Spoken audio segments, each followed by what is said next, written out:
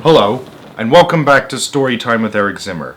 Where we last left off in The Witches, the narrator, as a mouse, snuck into the Grand Hyatt Witches hotel room and took a bottle of Formula 86, what was it, what delayed action mouse maker. And they planned to use it to put it in the witches' food for dinner and turn all of them into mice. I can't wait to see this happen. So you ready? Alright. Let's begin.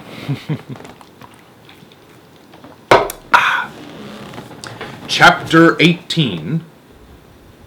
In the Kitchen. The time has come, my grandmother said. The great moment has arrived. Are you ready, my darling? It was exactly 7:30. Bruno was in the bowl, finishing that fourth banana. Hang on, he said, just a few more bites. No, my grandmother said, we've got to go. She picked him up and held him tight in her hand. She was very tense and nervous. I had never seen her like that before.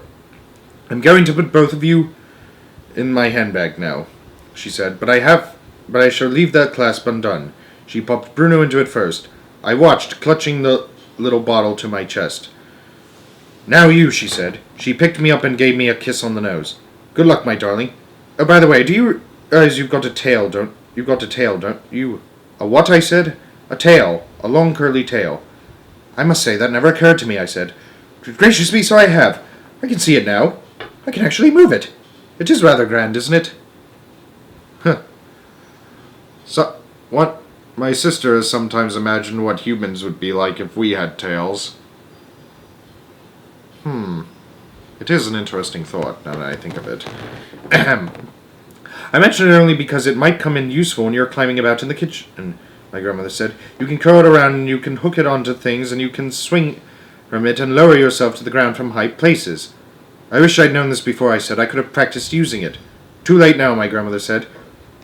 We've got to go. She popped me into her handbag with Bruno, and at once I took up my usual perch in the small side pocket so that I could poke my head out and see what was going on. My grandmother picked up her walking stick, and out she went into the corridor to the lift. She pressed the button, and the lift came up, and she got in. There was no one inside there with us. Listen, she said, I won't be able to talk to you much once we're in the dining room. If I do, people will think I'm dotty and talking to myself. And we wouldn't want that. The lift reached the ground floor and stopped with a jerk. My grandmother walked out of it and crossed the lobby of the hotel and entered the dining room. It was a huge room with gold decorations on the ceiling and big mirrors around the walls. The regular guests always had their tables reserved for them, and most of them were already in their places and starting to eat their suppers. Waiters were buzzing about all over the place, carrying plates and dishes. Our table was a small one, beside the right-hand wall, about halfway down the room. My grandmother made her way to it and sat down. People peeping out of the handbag, I could see in the very center of the room 2 long tables that were not yet occupied. Each of them carried a notice fixed on a sort of silver stick, and the notices said, reserved for the members of the RSPCC. My grandmother looked towards the long tables, but said nothing. She unfolded her napkin and spread it over the handbag on her lap. Her hand slid under the napkin and took hold of me gently. With the napkin covering me, she lifted me up close to her face and whispered, I am about to put you on the floor under the table. The tablecloth reaches almost to the ground, so no one will see you. Have you got hold of the bottle? Yes, I whispered back. I'm ready, Grandmama. Just then a waiter in a black suit came and stood by our table. I could see his legs from under the napkin, and as soon as I heard his voice, I knew who he was. His name was William. I'm starting to wonder. What happened to William and Mary? They must have escaped. I don't even want to think about what happened to them. But anyways, back to the waiter. Yes, his name was William. Good evening, madam, he said to my grandmother. Where's the little gentleman tonight? He's not feeling very well, my grandmother said. He's staying in his room. I'm sorry to hear that, William said. Today is green pea soup to start with, and for the main course You have a choice of either grilled fillet of sole or roast lamb. Pea soup and lamb for me, please, my grandmother said. But don't hurry it, William. I'm in no rush tonight. In fact, you can bring me a glass of dry sherry first. Of course, madam, William said, and he went away. My grandmother pretended she had dropped something, and as she bent down, and she slid me out from under the napkin onto the floor under the table. Go, darling, go, she whispered, and she straightened up again. I was on my own now. I stood collapsing the little bottle. I knew exactly where the door into the kitchen was. I had to go about halfway around the enormous dining room to reach it. Here goes, I thought. Like a flash, I skittled out from under the table and made for the wall. I had no intention of going across the dining room floor. It was far too risky. My plan was to cling close to the skirting of the wall all the way round until I reached the kitchen door. I ran. Oh, how I ran! I don't think anyone saw me. They were all too busy eating. But to reach the floor leading to the kitchen, I had to cross the main entrance to the dining room. I was just about to do this when in poured a great flood of females. I pressed myself against the wall, clutching the bottle. At first, I saw only the shoes and ankles of these women who were surging in through the door, but when I glanced up a bit higher, I knew at once who they were. They were the witches coming in to dinner. I waited until they had all passed me by. Then I dashed on towards the kitchen door. A waiter opened it to go in. I nipped in after him and hid behind a garbage bin on the floor. I stayed there for several minutes, just listening to all the talk and the racket. But golly, what a place that kitchen was! The noise and the steam and the clatter of pots and pans, all the cooks all shouting, and the waiters all rushing in and out from the dining room, yelling the food orders to the cooks. 4 soups and 2 lambs and 2 fish for table 28. 3 apple pies and 2 strawberry ice creams for number 17. For table number 17. Stuff like that going on all the time.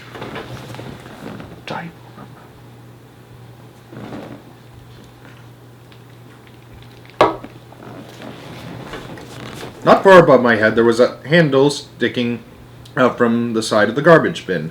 Still clutching the bottle, I gave a leap. I turned a somersault in the air and caught hold of the handle with the end of my tail. Suddenly there I was, swinging to and fro upside down. It was terrific. I loved it. This, I told myself, is how a trapeze artist in a circus must feel as he goes swishing through the air high up in the circus tent. The only difference was that this trapeze could only swing backwards and forwards. My trapeze, my tail, could swing me in any direction I wanted. Perhaps I would become a circus mouse after all. Just then a waiter came in with a plate in his hand, and I heard him saying, "The old hag on table number 14 says this meat is too tough. She wants another portion." One of the cooks said, "Give me our plate." I dropped to the floor and peeped around the garbage bin. I saw the cook scrape the meat off the plate and slap another bit on. Then he said, "Come on, boys, give us some gravy." He carried the plate round to everyone in the kitchen, and do you know what they did?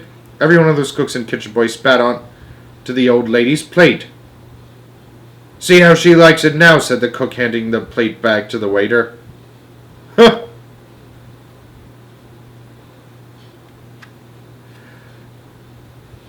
That's not sanitary or hygienic. Quite soon another waiter came in and shouted, "Everyone in the big RSPCC party wants the soup." That's when I started sitting up and taking notice. I was all ears now. I edged a bit farther around the garbage bin so that I could see everything that was going on in the kitchen.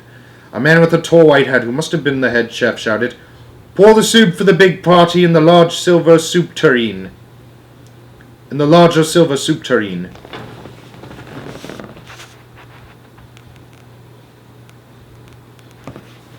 I saw the head chef place a huge silver basin to the wooden side bench that ran along the whole length of the kitchen against the opposite wall.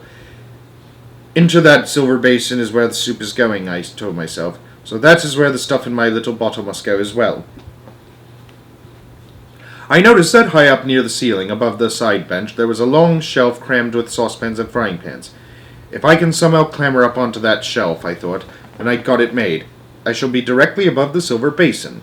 But first I must somehow get across to the other side of the kitchen, and then up on the middle shelf. A great idea came to me. Once again I jumped up and hooked my tail around the handle of the garbage bin. Then, hanging upside down, I began to swing. Higher and higher I swung. I was remembering the trapeze artist in the circus I had seen last Easter, and the way he had got the trapeze swinging higher and higher and higher, and then let go and gone flying through the air. So just at the right moment, at the top of my swing, I let go with my tail and went soaring clear across the kitchen and made a perfect landing on the middle shelf. By golly, I thought, what marvelous things a mouse can do. And I'm only a beginner. No one had seen me. They were all far too busy with their pots and pans. From the middle shelf, I somehow managed to shimmy up a little water pipe in the corner, and in no time at all I was up on the very top shelf, just under the ceiling, among all the saucepans and the frying pans. I knew that no one could possibly see me up there. It was a super position, and I began working my way along the shelf until I was directly above the big empty silver basin they were going to pour the soup into. I put down my bottle. I unscrewed the top and went to the edge of the shelf and quickly poured what was in it straight into the silver basin below. The next moment, one of the cooks came along with a gigantic saucepan of steaming green soap and poured the whole lot into the silver basin. He put the lid on the basin and shouted, "Soup for the big party all ready to go out." Then a waiter arrived and carried the silver basin away.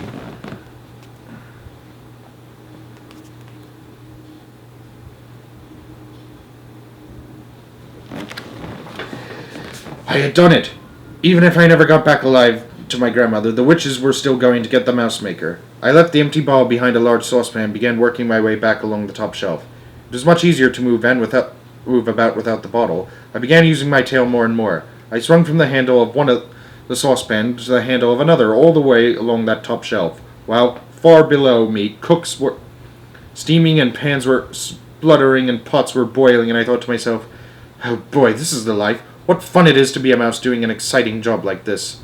I kept right on swinging. I swung most marvelously from handle to handle, and I was enjoying myself so much that I completely forgot I was in full view of anyone in the kitchen who might happen to glance upwards. What came next happened so quickly I had no time to save myself. I heard a man's voice yelling, "A mouse! Look at that dirty little mouse!" And I caught a glimpse below me of a white-coated figure in a tall white hat, and there was a flash of steel as the carving knife whizzed through the air, and there was a shoot of pain at the end of my tail, and suddenly I was falling and falling head first towards the floor.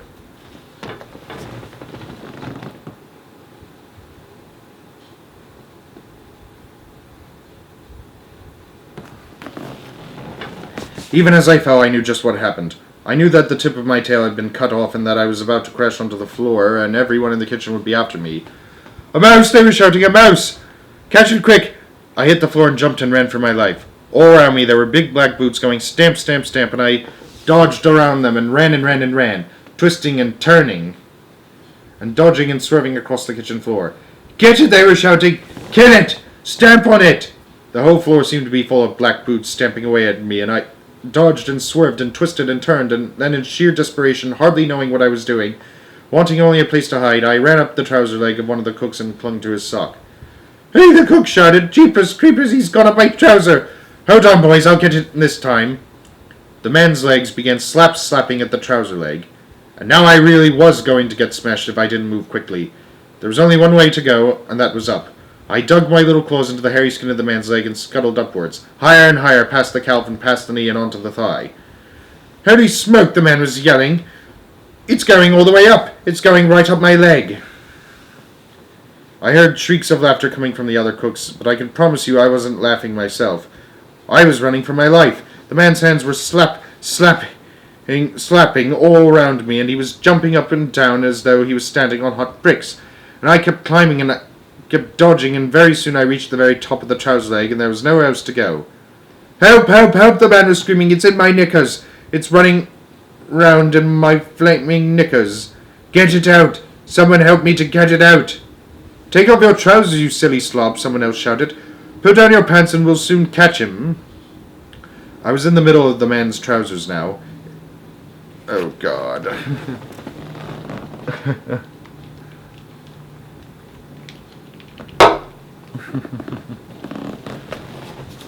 I was in the middle of the man's trousers now, the place where the two trouser legs meet and the zip begins. It was dark and awfully hot in there. I knew I had to keep going. I dashed onward and found the top of the other trouser leg. I went down it like greased lightning and came out at the bottom of it once again. I was on the floor. I heard the stupid cook still shouting, "It's in my trousers! Get it out! Will somebody please help me to get it out before it bites me?" I caught a glimpse of the entire kitchen staff crowding round him and laughing their heads off, and nobody saw the little brown mouse as it flew across the floor and dived into a sack of potatoes. I burrowed down in among the dirty potatoes and held my breath. The cook must have started taking his trousers right off, because now they were shouting, "It's not in there! There's no mice in there, you silly twerp!" "There was, I swear there was," the man was shouted back. "You've never had a mouse in your trousers. You don't know what it feels like."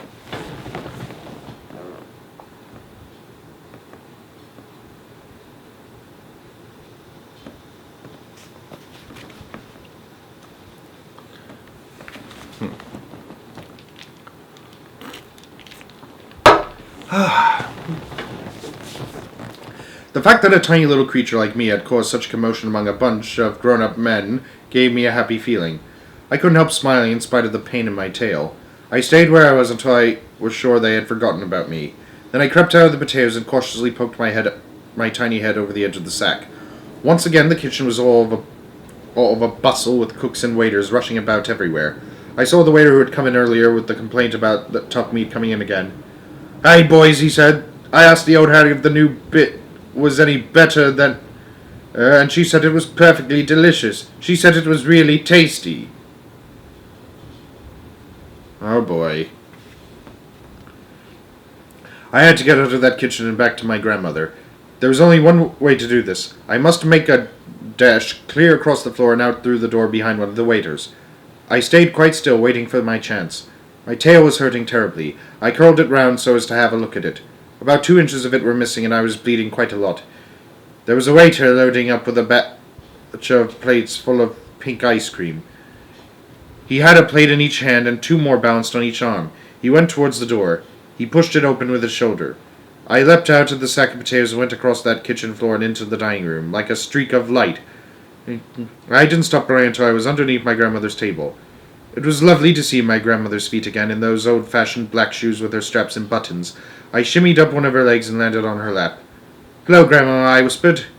"I'm back. I did it. I poured it into all to their soup. I poured it all into their soup." Her hand came down and caressed me. "Well done, my darling," she whispered back. "Well done, you. They are at this moment eating that soup." Suddenly she withdrew her hand. "You're bleeding," she whispered. "My darling, what's happened to you?"